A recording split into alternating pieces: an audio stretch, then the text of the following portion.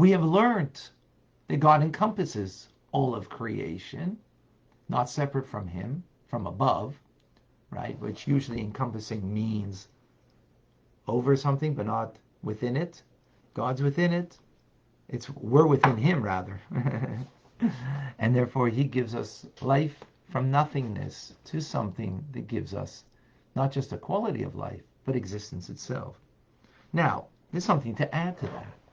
And that is that God fills all the worlds with his life force in a way that it becomes enclosed, internalized within the essence of the created being. In other words, encompassing is not internalizing. Encompassing, just like the image in your mind, you have equal of everything that you create the image in your mind, right? You equally, for you to think of your spouse or your child, for example, and to think of the flowers on a Shabbos table, right? The power to do that is equal. You don't make distinction there. On this level of godliness, right, that God encompasses, there isn't a distinction because it's not internalized life force of God. It's an encompassing life force. But then there is the way God fills the world with his life force, that it's enclosed in an internalized way. How's that come about? Now, even to encompass the worlds, there's a contraction of the divine light, of the Ein Sof. But as it comes and fills the world, Memale fills the world, it's even a much more powerful contraction. That is according to the intrinsic nature of the created being, which, of course, the created being is finite, limited in quantity and quality, and significance and importance. So, for example, let's take an example here of the life force that's got to be contracted to be vested within a finite created being to make it unique in what it is and what it functions as. So the sun, right, the body of the sun is finite and limited. It's approximately, the Alter Rebbe says, 167 times the size of the globe of the earth, right? 167 times.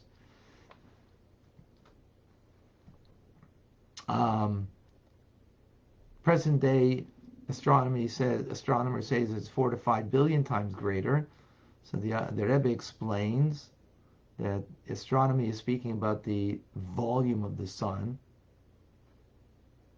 and the Alter Rebbe is speaking about the diameter of the sun. So therefore, there's a distinction, which astronomy says it's 110 times, he says 167 times. So it depends what kind of layers of the sun that you're making reference to. Anyways, it's just an interesting side note. But the point is that the sun is finite and limited, right? Yeah, it's much bigger than the globe of the earth, but still limited. So the quality and the significance, meaning its light, is also limited, right? How much light it can emit. It can illuminate infinite ad infinitum, right? It's a created being, so therefore it's inherently limited. Even though it seems like the sun is, well, pretty, but it's still. Likewise, all created beings, they're finite and limited. Even the earth, earth to heaven, 500 years. I don't know what that means, 500 years. That's a terminology that's used by the Kabbalists, or even maybe from the Talmud. Meaning that it's finite. How so? Is because God contracts his light. When it's encompassing, there's no contraction of the light similar to as it is invested. When it's encompassing, it's not an invested light. It's not internalized light of God, right? Now that it becomes internalized, the contraction is so much greater, right? Numerous contractions, powerful contractions, in order to be finite and limited beings, which we're going to go into much more what that means, that finitude. in forthcoming classes. But this is something we can apprehend, this light, because it is individualized.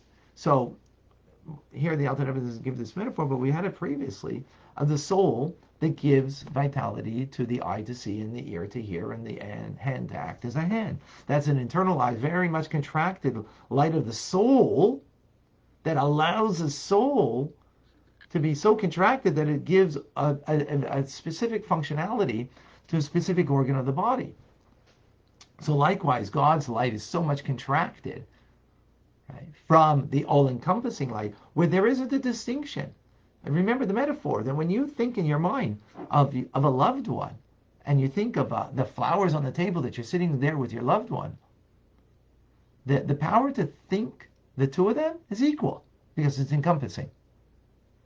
And that's an encompassing light of God that is not internalized. But now the life of God that is coming and internalizing, giving the uniqueness to all created beings, as we're going to learn in forthcoming classes, what that means more specifically. Here it's in a very general terms.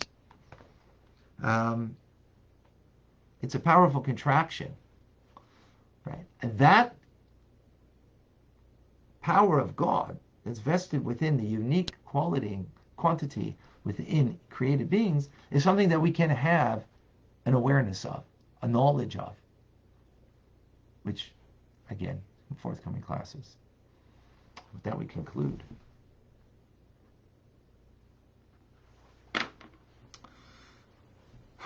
Whew. So what do we have here? We have here the power of Koach HaPoal B'Nifal, the power of creator within creation. And what's important is that power is here when we're speaking about an encompassing like Sovev. It's beyond our grasp. When we're speaking about the way it's Memale, it fills the world, something we can grasp. But the important thing is that the power of God is here, not removed from being here.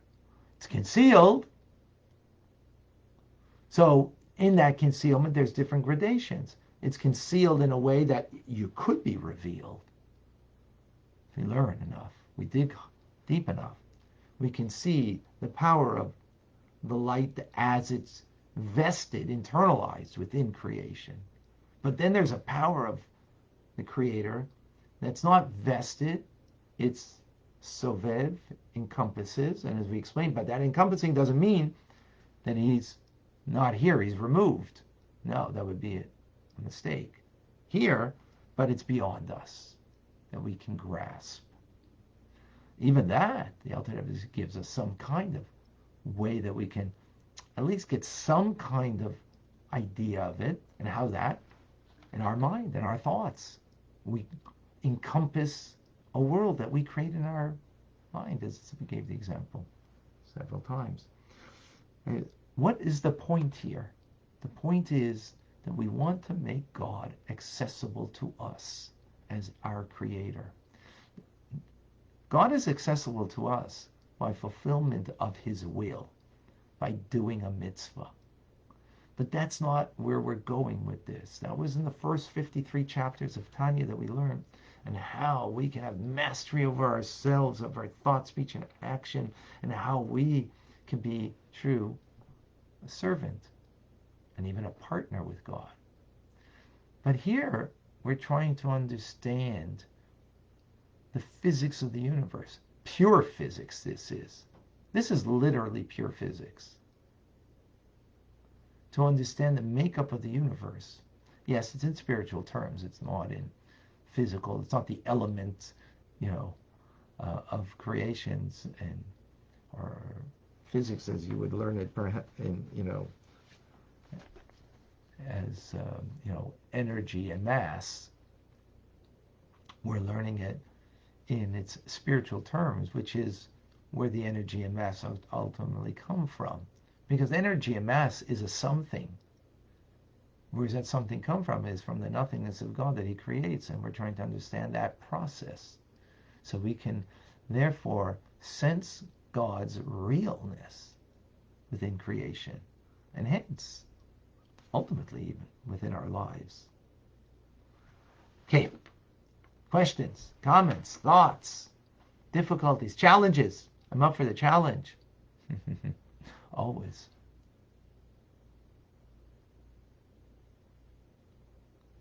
Joseph, you have a question. Why does God conceal himself? Well, ultimately, so we could reveal him. That was the point we just made. Otherwise, we'd be, we'd be like angels in the higher worlds, or like souls in Gan Eden. Souls in Gan Eden don't serve God. They have the pleasure of the divine presence, of the ray of light that the Shekhinah that imbues them, that tantalizes their soul. That's where souls go after their time in this world, through whatever process until they get to Gan Eden. But you're not serving God, and you're not a partner with God in changing this world for good. God wants us to serve him and to be a partner with him. And many other ways to describe that, but those basic ideas. And you can only do that when he makes space for us to be me. And to be me, and yet with the sense of independence, to recognize that really I'm not independent of God. I'm really a part of him. I'm an expression of him ultimately. Ultimately. And the entire world ultimately is an expression of him. Now, there's gradations in that. Human being is much more so than a plant or even an animal, right? And therefore, in this hiddenness, where I feel my independence, that I come to the true reality that God is not just way above and in control, but he's here in his mind, in his thought, right? And therefore gives me existence, life, by the very knowledge that he has of me. That gives me existence. And again, the metaphor of me thinking about an entire beautiful Shabbos table with family and friends, and all the beautiful things that are set up on your table. We create that. So that's what God creates. Now, what he wants us to come to that awareness, so that way we can serve and ultimately partner with him in changing the world for good. Because it's only us that can change the world for good. He needs us for that.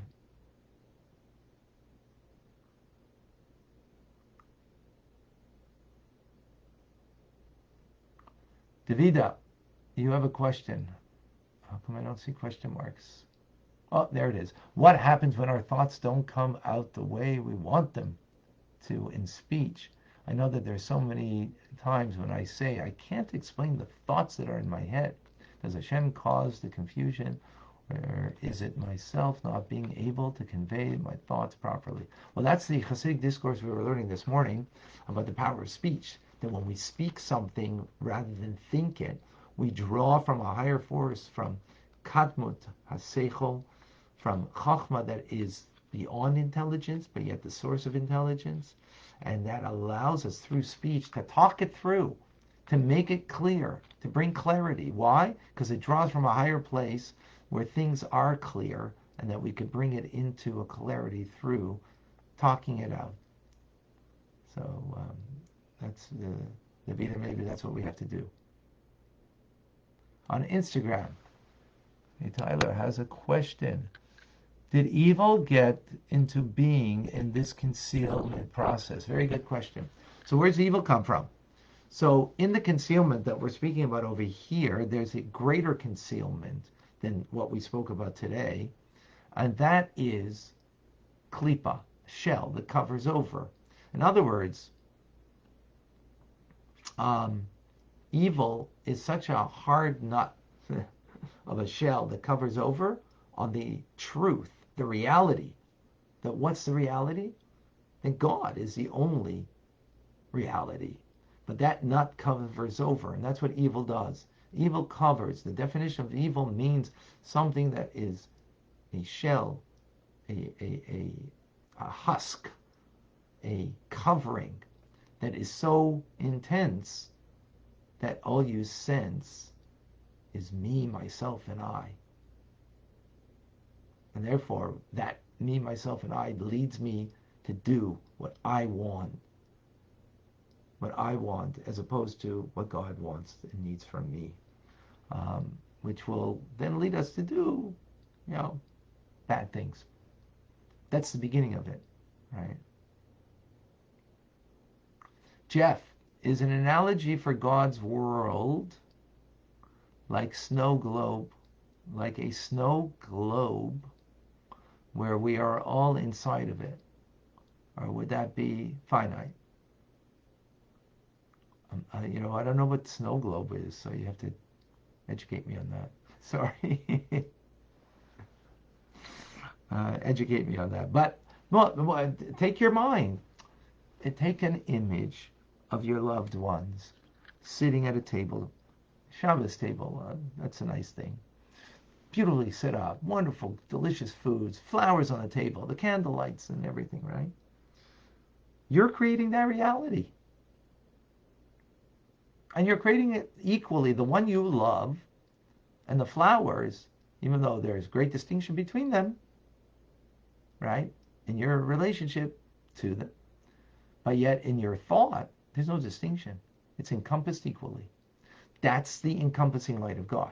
Now the greater contraction of the light comes and gives vitality uniquely and individually to finite beings, right? And therefore there will be a distinction on how that light of God will be internalized. And therefore, as it's internalized, which we're just giving the shell of this idea. Tomorrow in forthcoming classes, we're going to go into deeper understanding of what that means. What's the process of that? How do we understand that? With Chabad, Chachma bin Avdas, wisdom, understanding, and knowledge, not just as a faith-based idea, but as actually understanding the physics of the universe. Again, in spiritual terms. Okay. So Elise is telling me a snow globe is one of those little toys that is clear globe with the saddest inside of a fake snow that you shake and the snow falls. Yeah, okay. What's not good about that metaphor is that it's just all the same snowflakes, right? So it's like it doesn't bring out the idea of encompassing all of the universe equally, all things equally. That's lacking in the appreciation of the metaphor. But yeah, good. Rachel on Instagram, can we overcome the effect of the physical reality when the internal creative with the internal? Well, that's what we're doing over here. We're trying to understand, and yes, this is very much a very intellectual process, right? This is not feel good stuff. I mean, I hope it does lead to feel good stuff, but it's not really a feel good process over here, feely touchy stuff. This is very, physics isn't that way, right? It's trying to come to grips with the truth of reality, right? Where's God, right? So feel good stuff of where's God? Well, he's in your heart. Let him into your heart, and so on. And there's a truth to that, absolutely. But that's not the discussion here. Here, where is God? So that's what we're trying to explain, and that He is present, and not just present, but creating me and the entire universe, galaxies, everything. Right now, in a present state, hidden is the Saivev, is the encompassing light of God, and the internalized light of God, as it fills the world uniquely in all of creation, is something that we can tap into and have an appreciation, understanding. And that's where we're going with this, right? We're not going with this in order that we don't understand that which is beyond us, right? Yeah.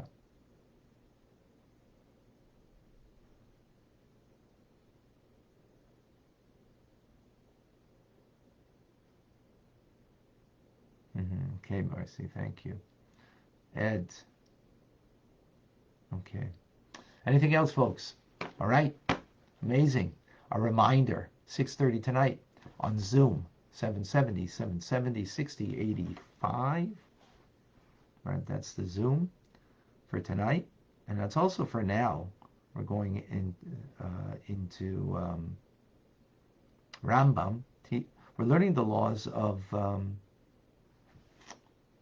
the laws of Shabbos, which is not so simple, not so easy, but we're doing it. Fascinating. So that's right after this, or on Chabad ZK on Facebook. And tonight, likewise, we'll be there at 6:30, and at 8 o'clock again, urging as we're working towards Gimel Tammuz, the 3rd of Tammuz, the 28th Hilula, day that the Rebbe physically passed from this world, and I want to give a gift, and please help me with that. Join up so we can have more people learning to live. It's not enough to learn as we're doing here, but we need to bring it in a way that it's gonna live with it in a day-to-day manner. Vicky, if God is thinking us into creation, how do our thoughts change our reality, or do our thoughts change our reality? Well, that's the freedom of choice that we have. We could think what we want to think, right? So God is giving that. So, in a sense, we can create our authentic, true reality, right? Or we can create an inauthentic reality that is in the exclusion of our connection to God. Okay? All right. Thank you, Vicky, and thank you, everybody. Amazing as always. I'm humbled by all of you in your Übergegebenkeit. Excuse my French. No, that was Yiddish. Given over. Day in, day out, week in, week out, coming to learn. So many of you are literally every day. Some of you started with me early this morning, learning Chassidus, and then Chumash with Rashi, Tanya, and then we go to Rambam. I thank you for your devotion, because it's for me it's humbling and beautiful and enormous. You can't imagine how enormous.